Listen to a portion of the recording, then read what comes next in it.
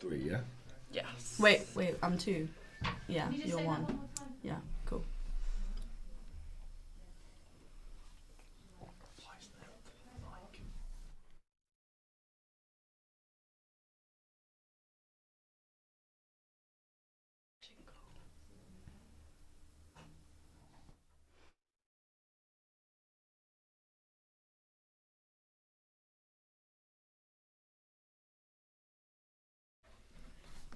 Wrap up. Hey,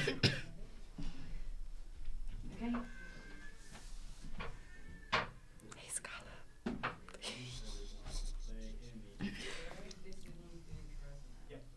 Do you have a plan? Have you even started When are you looking going for to a get job a yet? job? Have you thought about your How are you going to finances? pay off that loan? How are you going to afford to run your Need car? for that. How will you ever afford your own house? When are you leaving home? When are you When going are you to going to get get a a real job? job? When are you going to get a job? you When are gonna you going to get get a a real real job? Sound familiar? We've got your back. Welcome to Toss the Cap, the podcast about navigating life after graduation.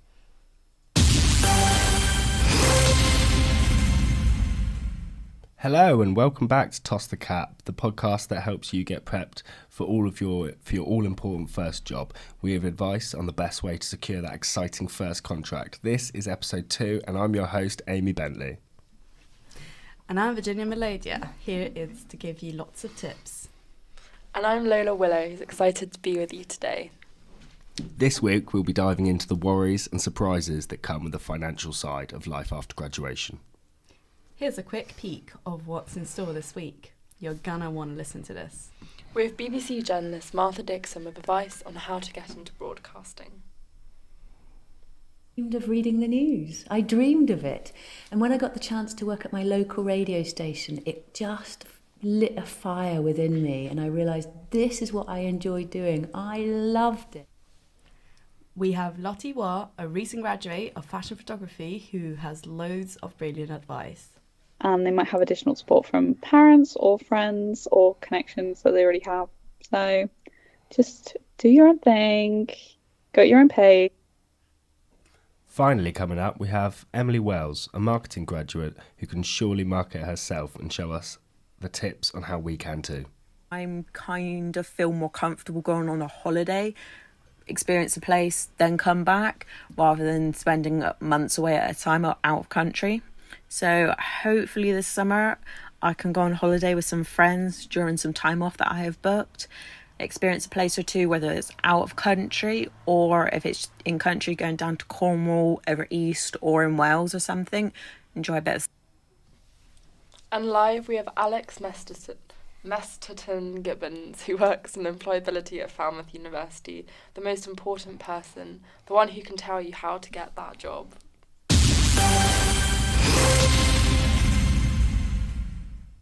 Welcome to Toss the Cap. Remember, we are here to help you get that big job.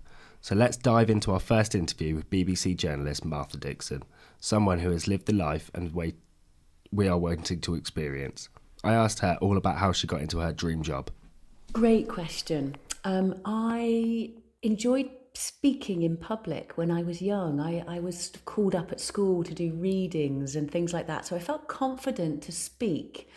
And I always dreamed of reading the news. I dreamed of it. And when I got the chance to work at my local radio station, it just lit a fire within me. And I realised this is what I enjoyed doing. I loved it. And so that's what started me off in broadcast journalism.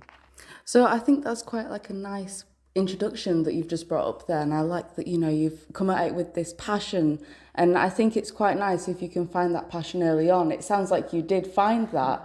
What was it sort of like getting up on your feet with that? Because obviously we're putting together this podcast now, and, you know, a lot of people have those stresses about what life looks like after this. You know, we're running around like headless chickens.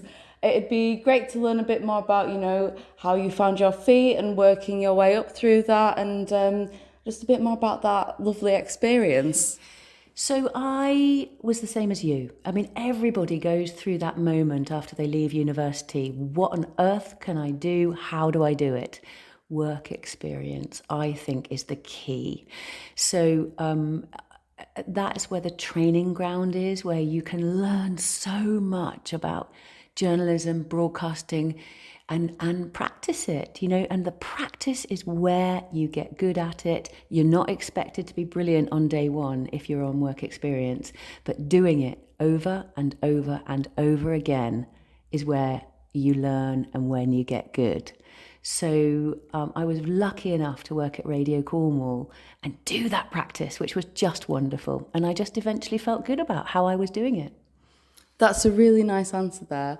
Do you think that a lot of, because you've obviously mentioned it's one of those things you've got to practice at it, and then that's how you really, find your feet, get that confidence to go on and pursue that. Do you think that a lot of students that you see now are sort of caught up in the idea of perfectionism? Absolutely. And journalism is a place where perfectionism is very difficult to... That was rubbish.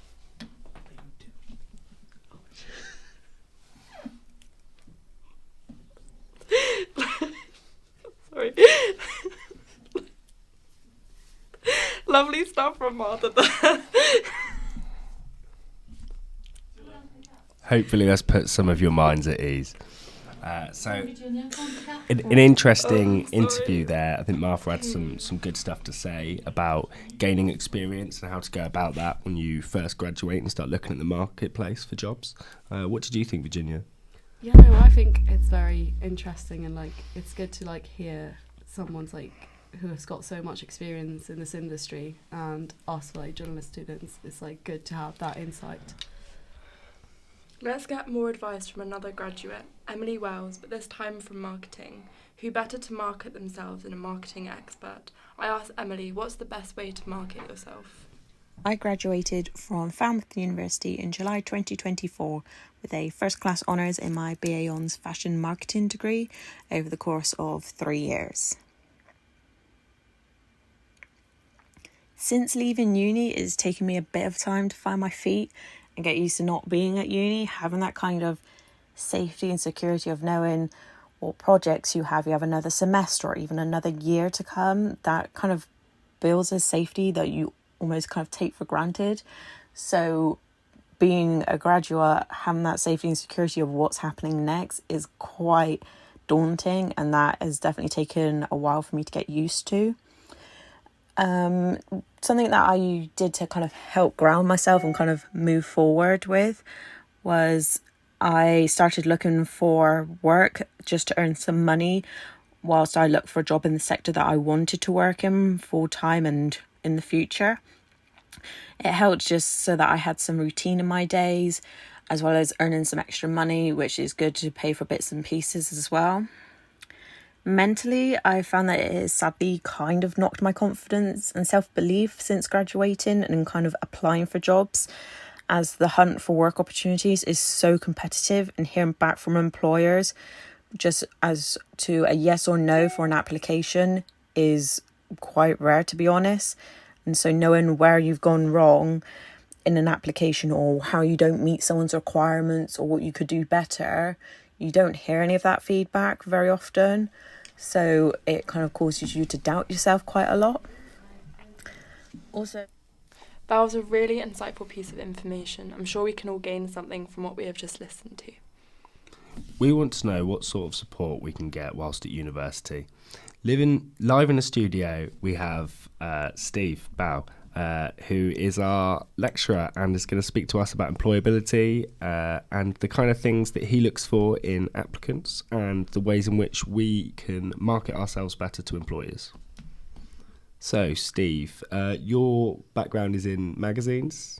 Yeah, magazines and newspapers. And how long were you doing that for? About 25 years. Okay, and in that 25 years, presumably, you did a lot of roles, covered a lot of different... Yeah, definitely. Worked up from the bottom, sort of staff writer, reporter, all the way to editor-in-chief, and had to employ lots of people. And what I'm always looking for is creative ideas, people to turn up on time, be reliable, be polite, yeah. So what would your advice be to people, three of us here who are soon to leave university? What sort of advice would you give to us in kind of attacking job searches and really standing out to an employer? That's a good question. Standing out is about making sure that you're original, you come with something different. Typos. I used to get quite a few CVs for jobs, and if there were typographical errors in the CV, spelling mistakes on the first page, go straight in the bin. So making sure your CV is really tight, making sure, I said before about being on time. I've had interviewed quite a few people and they've turned up late. I can deal with scruffiness. I'm quite scruffy myself, but equally, you're a job interview, so that's really important. And ideas, and research that you've looked into the company's background. And if I say to you, can you come up with 5 feature ideas for a food piece or a tech piece or whatever, I'm expecting you to come up with ideas. So CVs are obviously a major part of getting a job. Is there anything in particular you look for in a CV, or is it more just the fact that it's professionally put together and targeted towards the job positioning? Yeah, definitely professionally put together, but I'm also looking for examples, things you've done. So if you said I'm a whiz with Adobe software, for example, I want to see examples of what you've done. So maybe a little screenshot of, I don't know, publication you've produced, or if there's links to any, social media, TikTok stuff that you've done there. So definitely examples, selling yourself, not being overlong. So maybe one opening paragraph on the first page, and then citing essentially what you've done and why you're relevant for that position as well. I'm a bit old-fashioned, but being polite and, using manners and stuff goes a long way as well. Sometimes when people turn up for jobs, they're a bit rude to people in reception, and it all feeds back. So watch your P's and Q's. So essentially, you're looking for people that you would like to work with, Definitely. as well as people that are beneficial to the company. What I'm primarily thinking of, are they malleable? So can I tell them what to do without them throwing their toys out the pram? And secondly, can they work as part of a team? And if I get a sense they won't work as part of a team, they're just sort of a lone rider, often they won't get the job.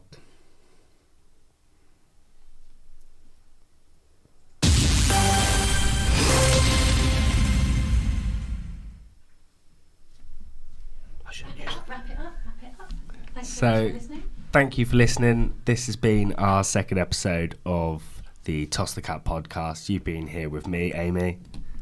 And with me, Virginia, and it's been lovely to have you all listening. Thank you for coming. And finally, me, Lola. I'm very happy and I hope you guys have gained some helpful information from that podcast. With that, hopefully we've solved some of your questions and worries and maybe even saved you a few pennies too. Next week we'll be laying out pros and cons of postgrad versus internships, which is better fit for you, and we'll see you in the next episode of Toss the Cap.